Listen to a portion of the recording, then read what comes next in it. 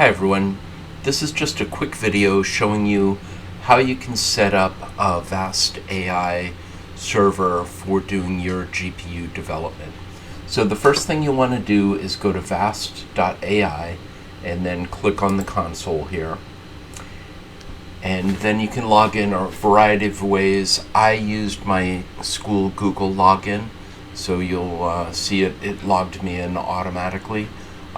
And the steps are fairly laborious, so what you've got to do is log in, then click to validate your email, and then if you use a phone number for your billing, you'll have to click to get a code on your phone number.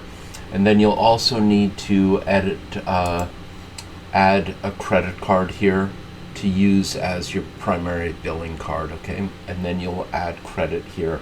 Actually, I'm going to add some credit right now because I don't want to run out while we're on the call.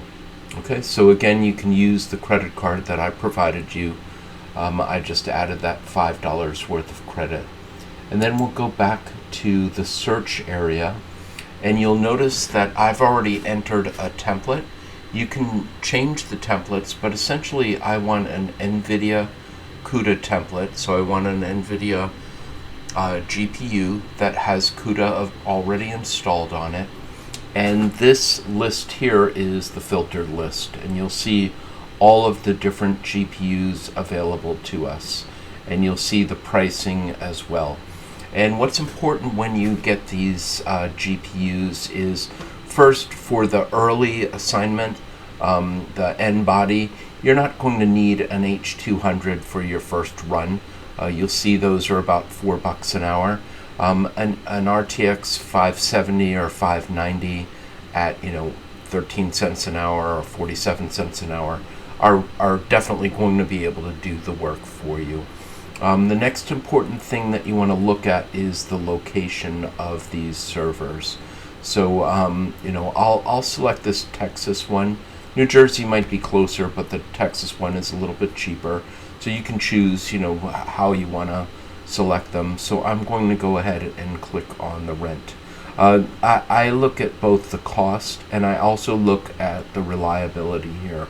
You definitely do want to choose a reliable server. Like, once you've chosen a couple, I tend to use the same one over and over again because you've already got the connection set up for SSH available. Oh, and that is one other thing that's important that you look at in here. When you rent it here and then go to your instance area, and you're going to want to make sure that it provides SSH access. Let's go back here again. It might have fallen off. It should have SSH access from what we're using. I don't see it here. Normally you'll see it up at the top as some tags. But so we can open up this right now. What you want to do first, though, is add or remove some SSH keys. So we have no SSH keys. So go on to your server and find your SSH key directory. On a Windows machine, the SSH directory is under your username, and it's a .sh directory. And what you'll want to look for is one of your public keys. You can share your public keys anywhere, so don't be afraid of doing that. Just make sure you never share any of your private keys anywhere else. If you do, you should never use that key again, just for security reasons. So I've got this open already.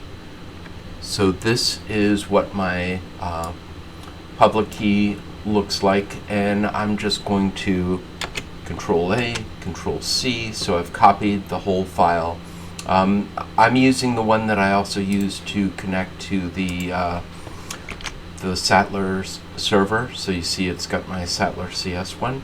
I click on Add Key, and it's added. And now to direct connect, I can use this SSH connection, and I can go to VS Code, and in VS Code what I can do is, and I already have my config file here, I can go ahead and click on connect to host, and I can add this new host, and notice I'm just copying that in, and I just hit enter,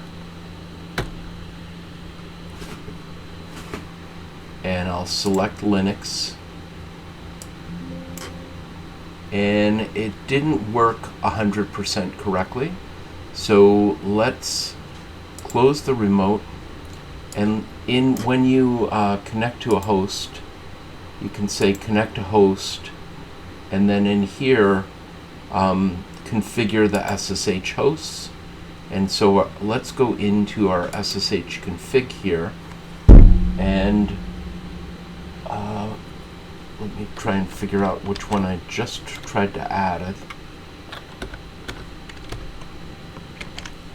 So this 69176, let's see if it got added here. No, it wasn't added. So what we'll do is create a new host area here, and we'll just copy that. So we'll call it SSH TX because it was in Texas. We'll get the IP address,